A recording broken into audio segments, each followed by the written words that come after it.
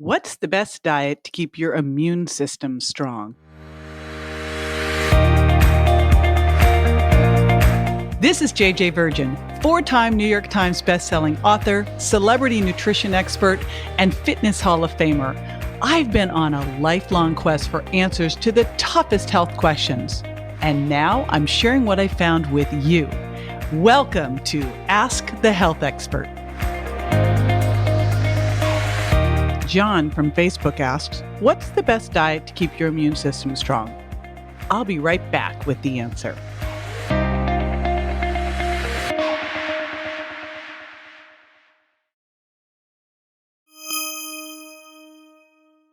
There are some very specific foods that can really help boost your immune system. And there's also some ones you should absolutely avoid. So I'm going to do that first. I'm going to say a shout out to Skip the Sugar. I did write the Sugar Impact Diet after all. And let's talk about the foods that can boost your immune system. And these are foods that are rich in vitamins A, C, D, the minerals selenium and zinc, the antioxidants, glutathione and quercetin, plus ones that provide natural antiviral and antibiotic and antifungal effects or are anti-mucolytic.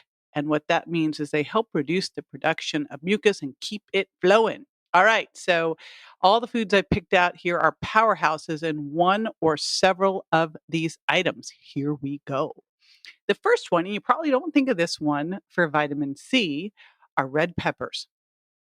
Turns out not only are red peppers vitamin C powerhouses, they also contain quercetin. And quercetin is important because it helps get zinc into the cells.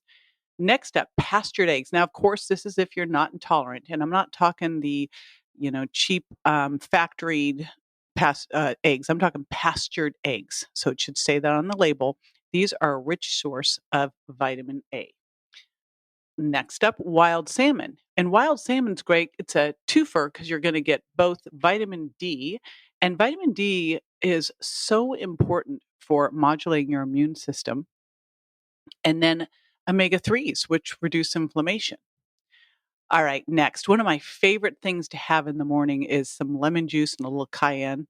And cayenne peppers, I talk about a lot because it helps boost your metabolic rate. But it does another thing. It's mucolytic. It keeps mucus moving, and we want that. We don't want to get it stuck. All right, coconut. Couple different places I love to promote coconut. Number one, I like to have it in my morning smoothies. And number two, I love my dark chocolate coconut bars. Why? Because coconut not only tastes awesome, it is antiviral and antibacterial. It contains a compound called monolaurin that's great for your immune system. All right, garlic. You've heard about this one plenty of times, but this is definitely one that you're going to want to pump in as much as possible. Ideally, eat it raw, but if you're like me, I don't like it. So I throw it into my sauces and stir fries and use it that way. Okay, sweet potatoes. So many great things you can do with sweet potatoes. The great thing about sweet potatoes is that bright orange color. That means they're rich in carotenoids, and those carotenoids convert to vitamin A. Little spoiler though, if you have any issues with your thyroid, you're not as good at converting those carotenoids to vitamin A. And you definitely want to have good vitamin A levels.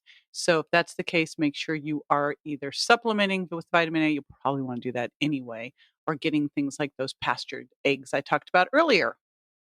Okay, if you are an oyster lover, I wish I was, but I'm not. You will get a great dose of zinc and selenium, both two powerhouse minerals for your immune system. Zinc is a great antiviral, and so is selenium. And actually, I'm going to do another shout out for Brazil nuts because you can get all that you need in a day's dose of selenium by just eating 2 Brazil nuts. We eat 2 every single day around the house here.